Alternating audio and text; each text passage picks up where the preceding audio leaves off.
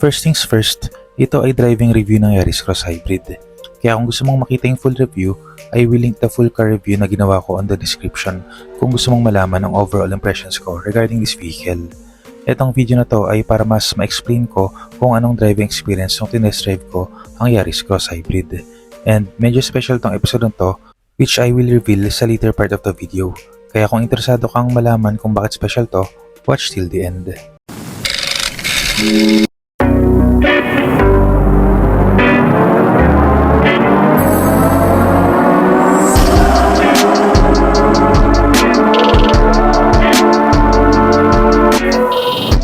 Before I go on, kung mahilig ka sa Philippine car news and reviews, I would appreciate it if you can consider giving a like on this video and subscribing to the channel. I post one video a week sharing my thoughts and opinions regarding Philippine cars. Maliit na bagay yan para sa inyo pero napakalaking tulong yan para lumago ang channel na to so that I may also know the interests of the Filipino consumer. To manage your expectations nga pala, na-test drive ko tong Yaris Cross Hybrid nung introduce nila to sa Pilipinas around early August. Meaning, hindi ko to nadala sa highway kaya hindi ko talaga naramdaman yung kanyang full potential at lalo na yung kanyang top speed. Pero at the very least, naranasan ko and experience firsthand kung paano ba to minamaneho sa sobrang traffic ng Manila. FYI, nung mga panahon kasi na yun, maraming kalsadang ginagawa sa BGC kaya sobrang traffic. Kaya at least for me na around 90-95% of the time is nasa city driving. Okay na rin yung naranasan ko na yun kasi most of the time naman talaga nasa city ako.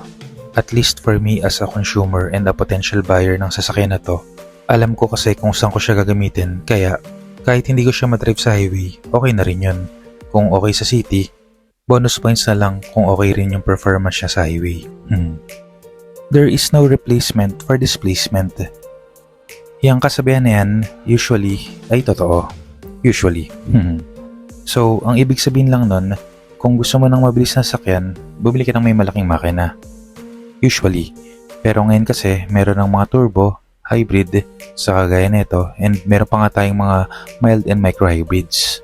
So, yung mga nabanggit ko na yun, lahat yun ay tumutulong sa sasakyan para mapabilis or para mas maganda yung takbo ng sasakyan.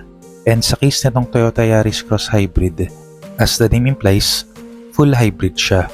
Meaning, meron siyang hybrid system na tumutulong sa kanya para mas maganda yung takbo ng sasakyan and para syempre, tumipid rin yung gas consumption. Lalo na at sa taas ng presyo ng gasolina ngayon, kahit gaano katipid yung makina mo or kahit gaano kaganda yung driving habits mo, masakit talaga pagka nagpagas ka at pag nakita mo yung presyo ng full tank. So, itong Yaris Cross Hybrid, meron siyang 1.5 liter na makina paired to a CVT based sa brochure, pero in reality, DCVT ang transmission na itong Yaris Cross Hybrid. I believe yung D stands for dual kasi intelligent enough yung hybrid system para mag-shift siya to run the electric motor powered by the lithium-ion battery or yung traditional internal combustion engine na powered by gas naman. Total na banggit ko na rin naman yung lithium-ion battery. I'll take this time to mention na bago to para sa Pilipinas and sa ASEAN market. Yung mga naunang hybrid kasi ng Toyota, nickel hydride yung mga battery nun. Yes, tried and tested yun sa mainit na klima, pero itong lithium-ion battery kasi, mas magaang siya which equates to better fuel economy and all in all, mas efficient yung pag-store ng power dito. Kaya kung narinig mo ng lithium-ion battery, yes, yan yung mga nasa cellphone natin. Compact, di ba? Pero may mga battery tayo sa cellphone na tumatagal ng ilang araw kahit hindi mo masyado sinacharge. Now, for the engine naman, 1.5 liter, ito yung same 1.5 liter engine na makita natin sa Avanza, Veloz, which means tried and tested na tong makina to. At kung tibay lang rin naman ang pag-uusapan, hindi tayo ipapayahan nito. Dahil nabanggit ko na rin ang Veloz and Avanza, yung total or max figures ng kanyang horsepower and newton meters of torque or yung hatak, halos pareho lang naman sila. Pero keep in mind, ang Veloz kasi mas malaki, mas mahaba. So, common sense dictates na mas mataas talaga dapat yung kanyang max figures. Pero itong Yaris Cross Hybrid kasi, dahil 5-seater lang siya and hindi ganong kalakihan, hindi ganong kabigatan, Sipin nyo na lang, same performance ng Veloz pero mas magaang. So, all in all, kung okay ka sa performance ng Avanza and Veloz, well, relatively, magiging okay ka rin dito sa Yaris Cross Hybrid.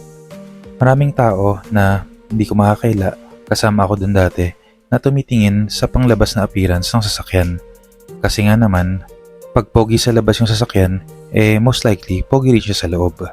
While case-to-case basis and subjective kasi ang definition ng beauty or kapugian, at least in my opinion, mas binibigyan ko ng importansya yung panloob. Kasi, most of the time naman talaga, pag drive mo to, nasa loob ka. So, yung loob ang nakita mo, hindi yung labas, diba?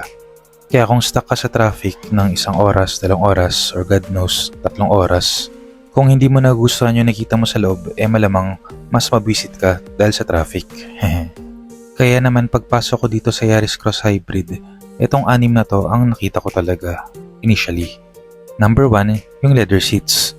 Usually kasi pinapa-leather ko talaga yung mga cloth seats kasi mas madaling linisin ang mga leather and hindi masyado kumakapit yung amoy sa kanya. Mahilig pa man din ako kumain sa loob ng sakyan, so mas maganda na naka-leather para hindi masyado maamoy yung loob. Number 2 is yung kanyang 10.1-inch infotainment screen. Sobrang laki na ito.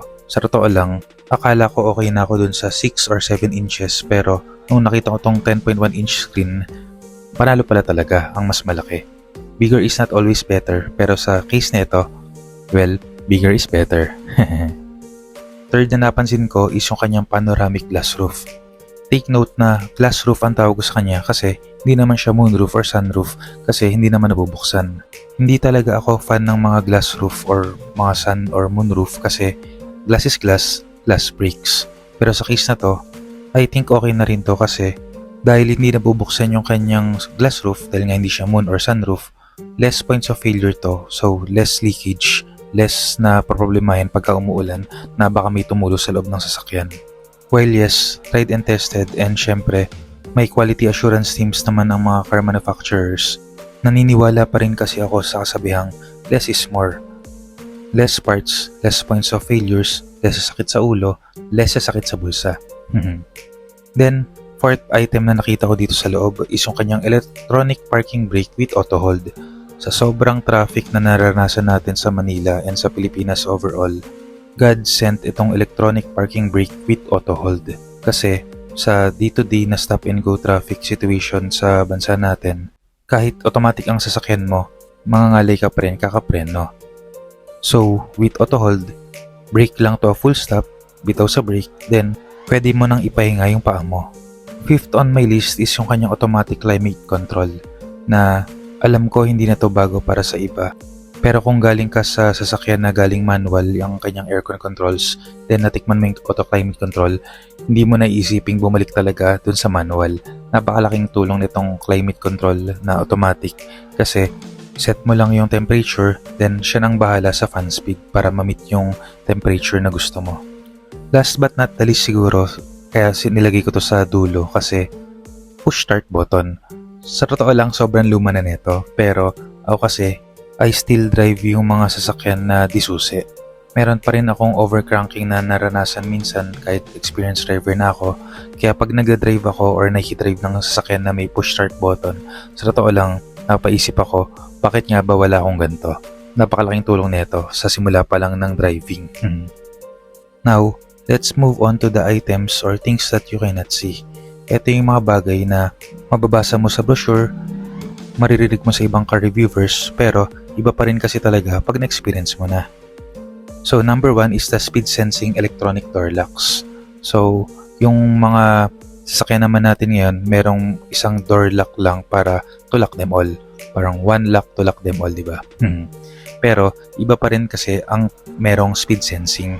Ito yung pag nakalimutan mong ilock yung sasakyan mo at umandar ka at a certain speed, I think around 20 to 25 km per hour, yung sasakyan na mismo ang mag-lock ng mga sasakyan.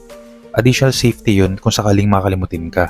Lalo na at hindi natin alam kung ano ang mga krimen na pwedeng mangyari pagka binuksan yung sasakyan natin habang tayo ay nasa kalsada. Second is the sensors and the 360-degree camera. Merong front and rear sensors tong sasakyan na to. So, kung hirap ka mag-park sa maliit na kalsada or maliit na parking slots, Andyan ang sensors both sa harap and sa likod, plus yung kanyang 360-degree camera para makita mo kung gaano ka nakalapit or gaano ka pakalayo dun sa likod or harap ng sasakyan mo. Personally, kabisado ko yung likod ng sasakyan ko pero yung harap hindi masyado. Siguro with the help of the 360-degree camera, matatansya ko na rin yun pagdating ng panahon, more or less.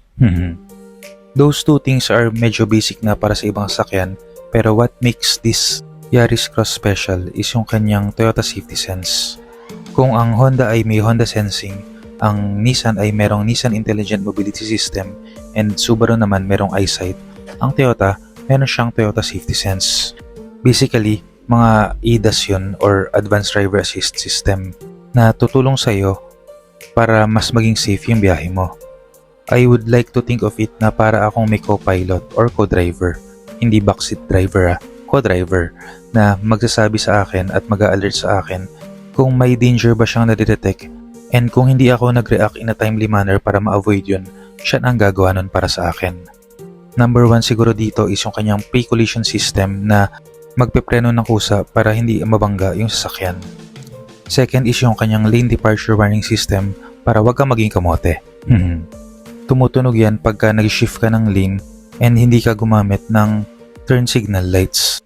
Another one on the list is yung kanyang blind spot detection system. Ito yung anti-kamote naman. So kung tumatakbo ka at na-detect niya na meron kang katabi sa blind spot mo, i-alert ka niya para malaman mo na may katabi ka. So wag kang palipat-lipat ng lane basta-basta. Another notable in the list is yung kanyang radar cruise control. I think dynamic cruise control ang tawag dito ng Toyota, pero potato-potato, pareho lang naman yon. This basically means na pagka nag-set ka ng certain speed during sa driving mo sa highway, so for example, nag-set ka ng 80 km per hour, papatakboy niya yung sasakyan up to 80 km per hour. Pero, siya na rin yung bahalang tumigil or magbagal pagka meron siyang nadidetect na mas mabagal na sasakyan sa harap mo. And pag nawala na yung mas mabagal na sasakyan sa harap mo, bibilis na ulit siya. This means less stress para sa driver, and ang hindi nababanggit dito ng iba, ito ay mas nakakatipid rin sa gasolina, sa gas consumption mo, kasi yung system nang bahalang mag-apply ng silinyador or nung siya na bahalang magbigay ng gasolina sa engine para ma-meet yung speed na gusto mo. Last but not the least na hindi ko siguro masyado magamit to, pero maganda na rin na nandito to, and ito yung kanyang automatic high beam. So, pagka dumadaan kasi tayo sa ibang madidilim na lugar, lalo sa rural areas, merong mga areas na madilim. And minsan nag-aalangan tayo kung mag-high beam tayo, diba? So, with this automatic high beam feature, siya na yung automatic mag-a-adjust ng high to low or low to high, depende kung meron kang kasabayan sa harap. So, pag may kasalubong ka, papatayin niya yung high beam, gagawin niya lang low, then pag wala na, mag-high beam siya ulit. Sa totoo lang, maliit na bagay yan sa bigger scope of things, pero sa totoo lang, yan yung maliit na tulong na nagpapa-relax at mambawas stress sa driver. Now, punta naman tayo sa driving experience ko. Sabi ko ito naman talaga yung main topic, diba? Pero sa totoo lang, prepare to be disappointed kasi in reality, ang pag-drive ng mga Toyota Hybrid parang walang pagkakaiba talaga sa pag-drive ng mga gasoline-powered engine alone. You can take a look at it na parang good thing, pero yung iba parang bad. Good thing kasi hindi ka naman inibago sa pag-drive dito. Yung driving habits mo when driving a gasoline-powered engine, pwede mo pa rin madala rito. So, wala ka na adjustment na kailangan gawin. Pero sa tingin ko, in reality, merong ibang mga taong madidisappoint dito. Lalo na kung naranasan na nila ang Nissan Kicks e-Power. Wherein instant torque, literally from standstill, nasa iyo lahat ng power, kaya kaya mo mag-drag race doon. Kaya kung nag-iisip ka ng magandang driving dynamics or driving experience, prepare na ma-disappoint dito sa Yaris Cross Hybrid kasi having that 1.5 liter engine, halos pare-pareho lang yung driving experience at least in terms of power together with the torque with the Avanza, Veloz, Vios, Rush. So, kung naghahanap ka ng masarap na driving experience, hindi mo yan makukuha dito sa Yaris Cross Hybrid. Kahit hybrid pa siya, same experience lang rin siya kasi at least sa Toyota mentality, yun yung gusto nilang makuha. Ayaw nilang matakot yung mga driver na mag-drive ng hybrid kasi bagong technology, bagong makina, bagong battery, bagong marami, baka masyadong matakot yung mga susubok to the point na hindi na siya bumenta. But at least for me, na hindi naman nangarera, okay na to, sa totoo lang. Disappointed? No.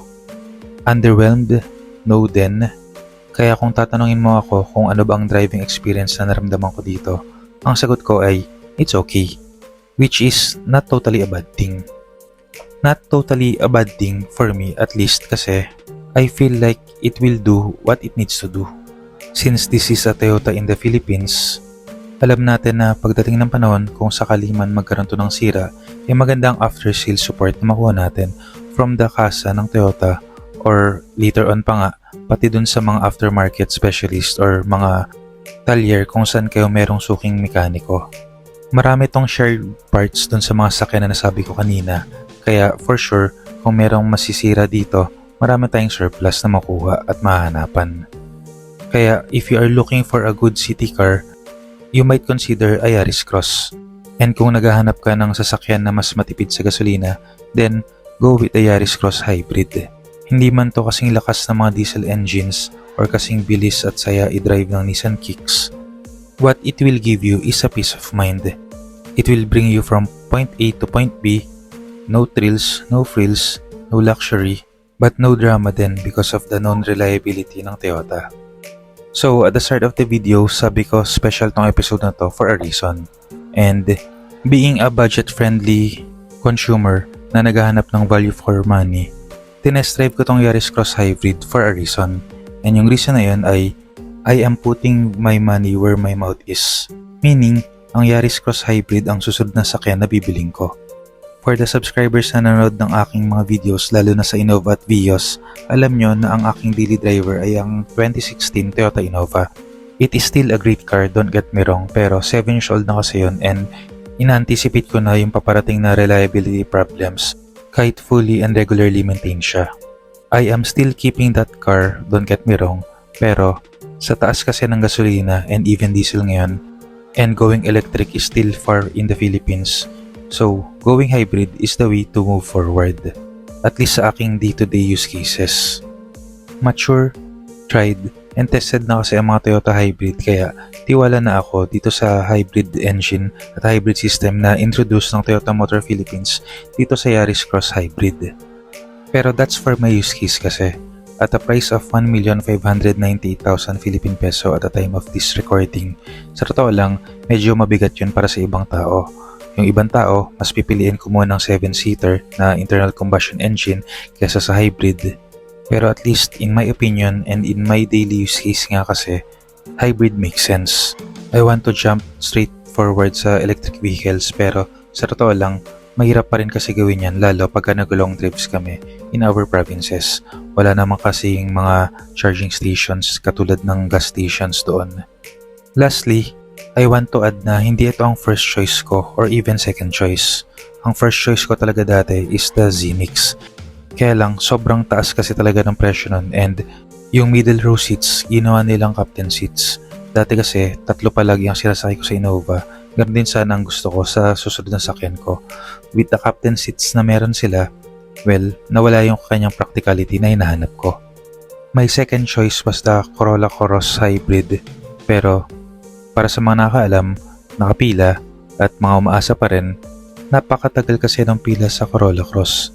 Kaya kahit mas maliit, mas mura lang ng konti ang Yaris Cross Hybrid compared sa Corolla Cross Hybrid, I think the Yaris Cross Hybrid is the best car na nakita ko in terms of practicality, reliability, dependability, and overall ownership cost in my use case. That's it for this video. Kung may gusto kayong idagdag, put them in the comment section down below. So this is Kai, your driver but not so sweet lover na nagsasabing, keep calm, drive safe, and stay awesome.